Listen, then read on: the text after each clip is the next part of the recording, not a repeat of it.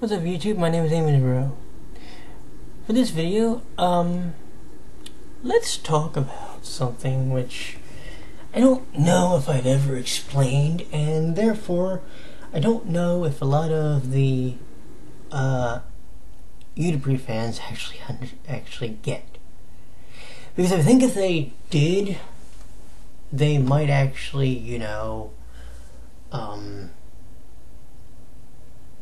go a little bit easier, especially on me, because I dealt with some bullshit for a year and a half, but we'll get there. So, what we're going to talk about is, as we know in UtaPri, there are 3 units currently. 3. Not 2, 3. There is STARISH, QUARTET NIGHT, Heavens. The 2 most popular ones, and it's because of longevity obviously, are STARISH and QUARTET NIGHT. Pretty cool, right? Alright. You would think, because they were the groups that have been around the longest, that you pretty much have to like them. Well, let me clue some people in, because you don't know dick about me. So let's just go over some facts here. I came into the UtaPri fandom in 2014. I had watched season 1 on DVD, and I watched season 2 through Crunchyroll. Actually, I've watched seasons 2 and 3 through Crunchyroll. Season 1 was the only one I watched on DVD, strictly. So, I watched the first 2 seasons. Oh, here, I'll start from the beginning. I watched the first season, and I was invested in the stories of the individuals. Here's the key. I was invested in the stories of the individuals who made up STARISH. But STARISH as a whole, was I really that big into? That's a tricky one. Because you can say, well, didn't you buy the singles? Yes. Financially, I was invested in STARISH. Was I emotionally invested in the group? That's the key. Think about that one for me. Because they're 2 different things. Realistically. You can buy the singles out of obligation, but have no emotional attachment. As you'll see as we go through, when we get to seasons 2 and season 3, things do change a little bit. In season 1, the stories that really gripped me, honestly, there was when Haruka was basically down on her luck and Masa helped her. There was a story of Ren kind of dealing with the fact that he was ordered to go to the school by his brother, and he also in the back of his mind was thinking about his parents. They were dead. So you have that story, and you have Believe Heart. Then we're going to skip up. The reason we're going to skip up is because those were the 2 that really, those are the 2 stories that really gripped me for most of the season. But when we skip to Malu up, and we get to when Haruka ran away, and we got to hear Mirai. Actually, we got to hear it twice, but the one that really impacted me was when she was coming to leave her grandmother's house, and sitting up top of that driveway were the then 6 boys that comprised STARISH. Now, here's the thing. did you notice I only named two of the characters really in STARISH that I was really invested in? You would think someone like Shio Kurosu I would be invested in, because much like him, growing up, I've had heart issues. So you would think that would be an easy connection. No. You would think someone like Natsuki I would have maybe connected with for a reason or two. No. I was more scared to death that he was going to hurt Haruka than I was about him. Well, I guess I was worried that he was going to hurt her, but at the same time, I was more worried about Haruka's safety and what was going to happen. Same thing applied in season 2. The story of Ichino's Tokyo. Here's where it gets interesting. And this actually connects to this season, by the way. Coming up, or that we're in. Do you know between Ichino's Tokyo and his persona, Hayato, one of the two that I really connected with was Hayato. That's interesting. It's really interesting when you consider the fact that in season 2, the song that I probably listened to the most, and I actually listened to it on a murderous 3-day loop, was Crystal Time, which was Tokyo's song. See what I'm saying? But again, we're skipping ahead. There wasn't really a connection with every member of STARISH. There just wasn't. I hate to tell you. Not until Cecil came in. And actually you could say, okay, maybe, but technically he wasn't a member of STARISH yet. Not until Cecil came in season 2 was there another member that I really, really gravitated towards. And even, we can even say this, it was Cecil in season 1, Tokyo kinda in season 1. Ren I really didn't start gravitating to until after I saw season 2 and then went back and watched season 1 again. To this day, I can say with confidence Ren is my favorite when it comes to STARISH. Because, on a personal note, I think he went through a bit more bullshit than any other. You could argue he didn't do it through more than Kurosu. I'll give you that. But when you deal with the deaths of, I said deaths by the way, of your mother and father, when you deal, as we're going to get to it in a second, the issues with your brother, when you also deal, and we're going to get there, with the issues that he dealt with in season 3, you kind of see why I gravitated towards him more than I probably gravitated towards any other character. Because here's basically the way I went with Ren. Ready? Here he is on the bottom, and he had to work his way up. And he had like 3 episodes to really do it. Well, he eventually did, as we know, as I've already mentioned. In a weird way, how do I explain this?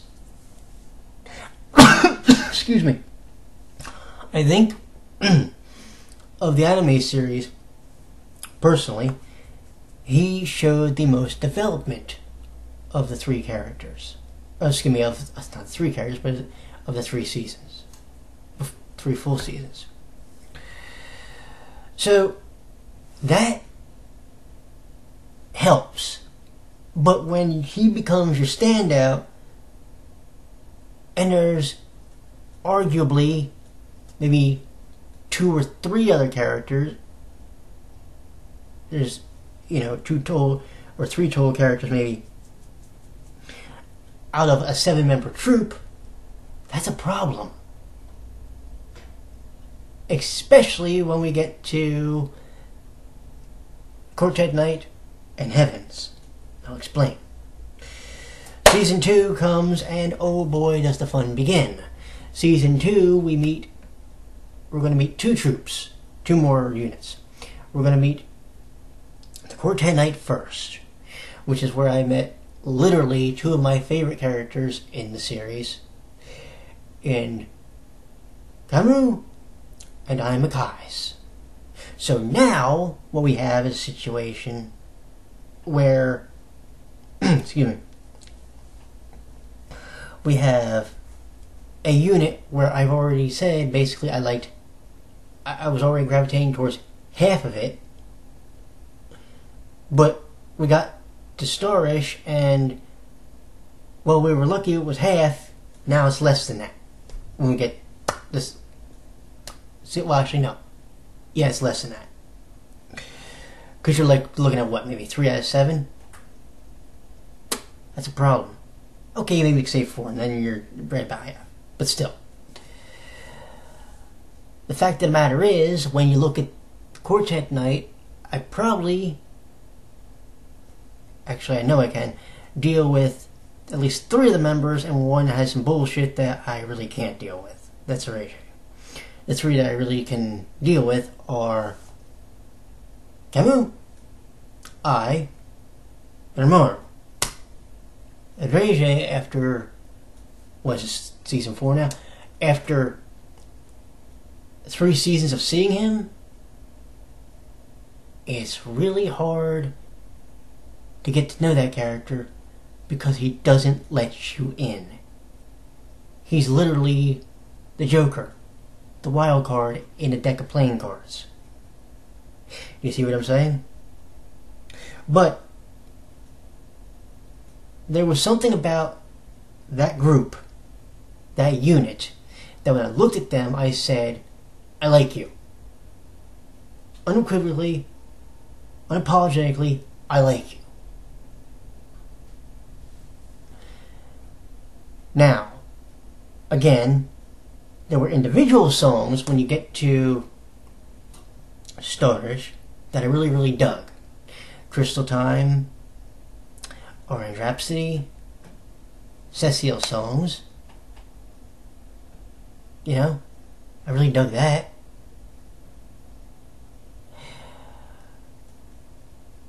The season was arguably like the best season musically, but again, individually, I really like the songs. I will say, as far as the group songs go, I like the first Maji Love. Maji Love 2 I'm okay with now. Revolutions, okay. That's always going to be the bastard child for me, I'm sorry.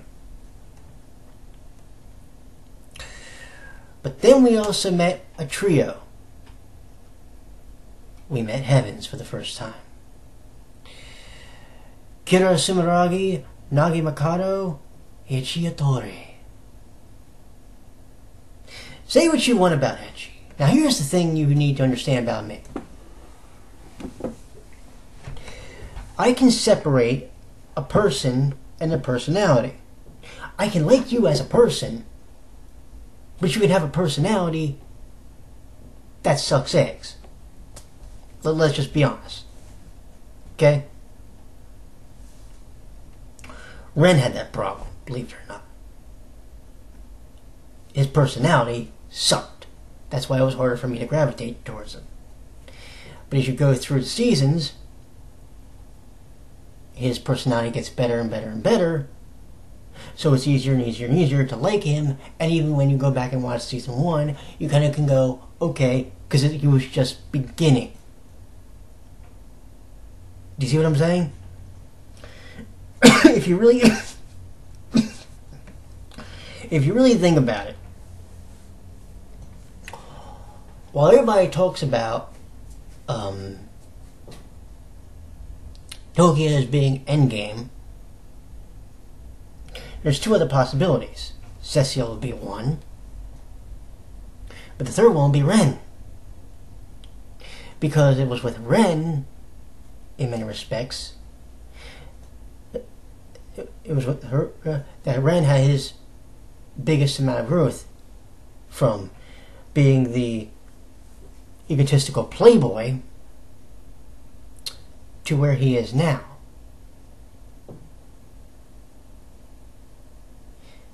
He goes from calling Haruka his little lamb.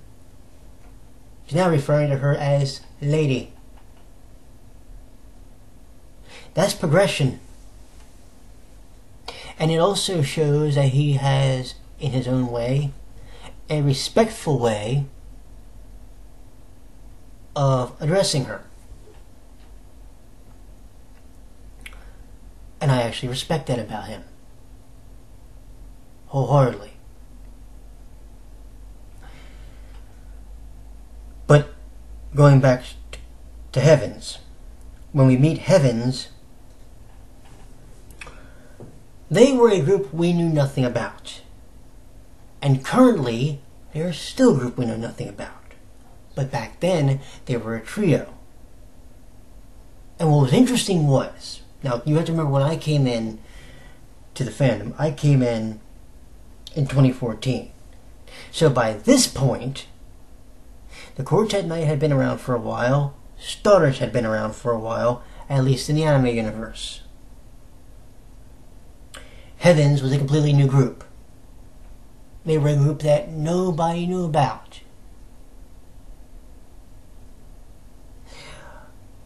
But you know who was willing to take that chance to say, I want to get to know this group?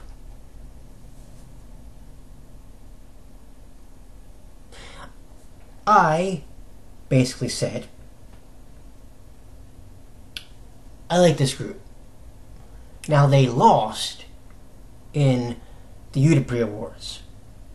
Okay? But what did we find out about the three characters? We found out a little bit. Ichi, however you want to pronounce it. He had a bit of a braggadocious, arrogant, egotistical, whatever term you want to use, personality. He was a bit of a jackass. Well, to be truthful, so had been Ren for the first season. So, can I really hold that against him? No. Nagi is a bit of a brat. But, to be truthful, I have a younger brother who was a bit of a pain in my ass, so I can kind of relate to that, because he was the youngest. He's the youngest of the group. So I looked at him and I went, alright, I can mess with you. Kira reflects me a lot. Do you know why? If you put me in a group of people, I won't speak unless I'm spoken to. I won't give an opinion unless you ask me on it. But I'm going to be blunt as hell.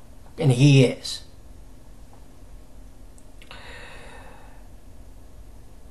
It's those three things that...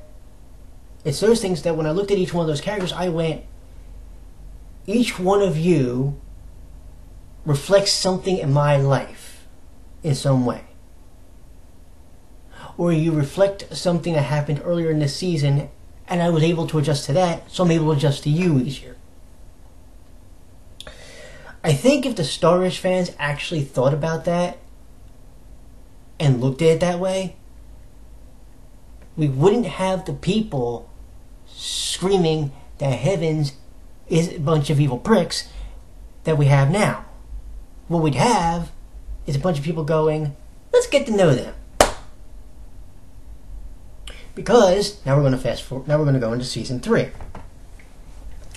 Season 3. Here's what was interesting. we got to really know about 3 of the Quartet Night members. Well, I should say 2, because 1, yeah, you kind of knew about him, but you kind of still don't. I'll explain that in a minute.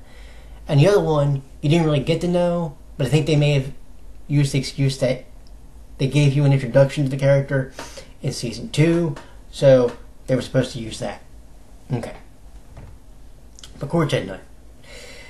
They were your focus group, essentially, for Season 3. So we got to learn about different members. Little pieces, not like the Encyclopedia Britannica. We learned that he's a robot. We learned that Remora had his issues with a band, and he had other things that happened that eventually led him to the Shining Agency. Regé, we learned, went through his good times and his bad times. I'm guessing they were referring to Aine, his friend. Wonder what would have happened if during episode 2 I revealed that he was programmed with essentially the personality of his friend. What would have happened? I was thinking about that. But anyway. And James, well, we learned to we'd actually learn a little bit. We learned that he has dual personalities. We also learned that he is a person that is someone who strives to be perfect 24/7. And if you think about it, this also comes to why I'm big with Quartet Night. But again, nobody in UtaPri fandom has ever asked me. I like to analyze things. Then again, he's a robot. I'm not, but I do like to analyze things. Camus is a character who he has 2 personalities, and he'll flip them like a switch. He'll show you the one that he feels you need to see right then and there. I'm not like that, but I do have the issue with perfection, not necessarily sincerity, unlike him. That's one of our differences. I'm not a meteor like Ramo, but I'm a cat lover. I love me some cat. I love cats. But Regé is the only character really that I don't have anything with, any connection with. Do you know why? I'll tell you why. Because I will let someone in and explain to them who I really am. He doesn't do that. I think that's the other reason why when you talk about this past season or this past episode, I have the hardest time really getting with him, because he doesn't let you in. He is strictly, it feels like, a fucking robot at times. He's more of a robot than I is. And I doesn't even know what emotions are. Do you get what I'm saying? Now, when we have the Triple S, and those 2 groups are facing each other, who comes back? Heavens. You have the original 3, and now you have 4 new members. Now, let's talk about the way that you could literally look that I would connect probably with some of them. You have Eiji Atori, the younger brother of Echi. He's a bit shy. Well, that's kind of like me in some cases, and especially when you're meeting new people. I'm with that on a big time level. Now, we saw that he has a little bit of a player streak in him in the first episode, but he seemed to have reverted back to it, back to his old self, in the second episode. You have Yamato Hyuga, the younger brother of Ryuga. Why can I connect with him on a personal level? He is willing to fight anyone who has a problem with his group. Anyone. That's a fact. And I can respect a guy who will pretty much say, if you want to fight, if you want to start a problem with my group, I'll knock your fucking head off and shove it up, and then, shove it up your ass. I respect that about him. Shion, he's a bit of a space case right now. But we all can be. If you really think about it, we can all be that. Right? And that's something that I don't think people really look at. Vaughn. Well, when we met him in the introduction, he was a bit of a vain motherfucker, wasn't he? No joke. He was vanity personified. But you know what? Think about this. We all can be one vain individual. And I think that connects to some of us.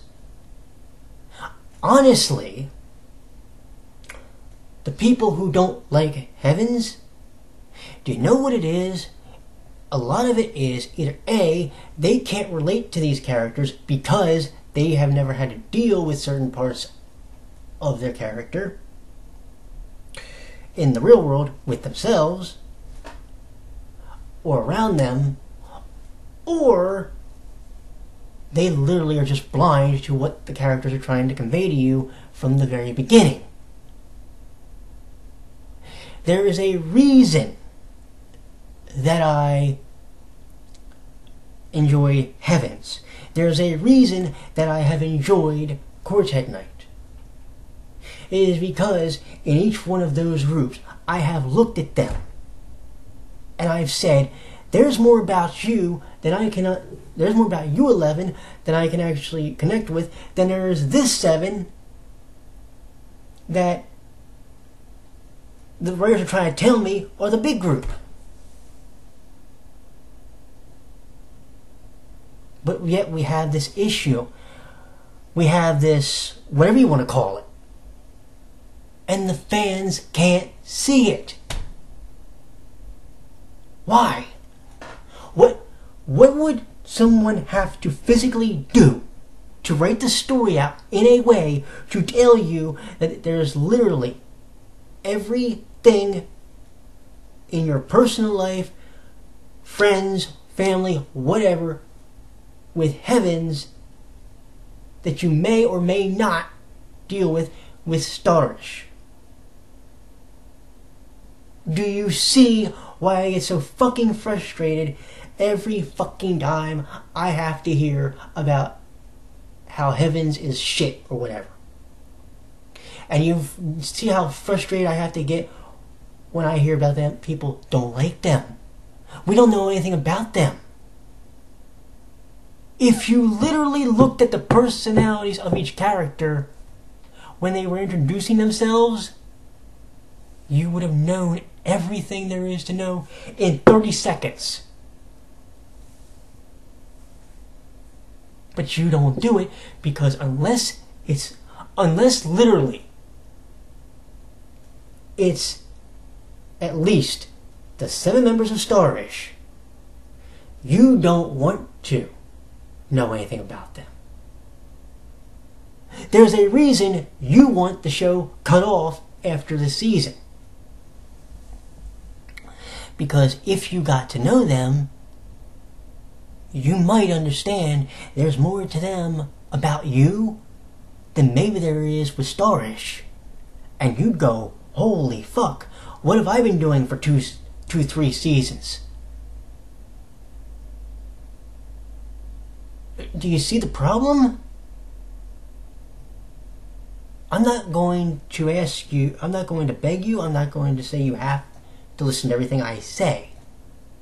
But for the love of God, at least watch and analyze. And the more you think that there's no plot to UtaPri, the more you think there's no dimension to these characters, the more you miss the actual point of it. And then I have to ask you this question.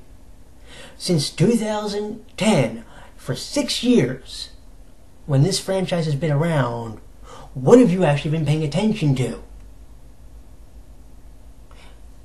The characters and their developments? Or just the seiyus who have to play the characters, and then you focus on maybe one thing? What is it? I didn't expect this to be a fucking 30-minute video, but I need to get this out of my system, because otherwise if I didn't, I was going to be a nervous wreck.